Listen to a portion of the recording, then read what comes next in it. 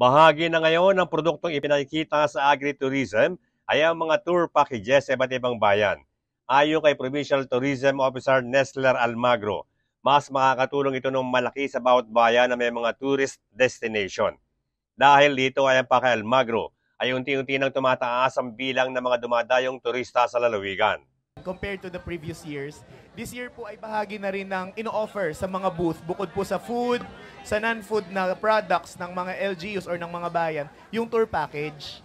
So they are obliged to create a tour package of their own, pero may mga LGUs po na nagsasabi na hindi nila kaya ng overnight. So we allow a day tour. Ang mahalaga po, maka-invite sila ng tourists to come to their place. And we feature agritourism sites and destinations po sa mga booth natin.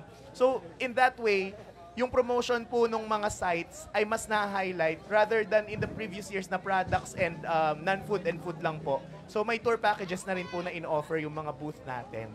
And in the previous years po, nakita talaga natin yung pag-increase ng arrival ng lalawigan ng Quezon when it comes to day tourists or day visitors and overnight tourists.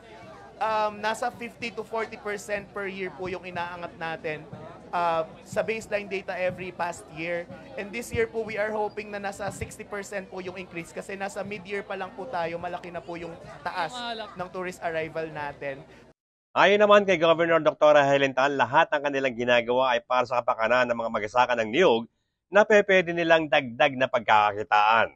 Kasi ngayon pa lang kami nag-start talaga ang Quezon Province on the agritourism promotion namin. So, nag-create na sila ng mga circuits, doon nag-launch po kami ng Tarana sa Quezon.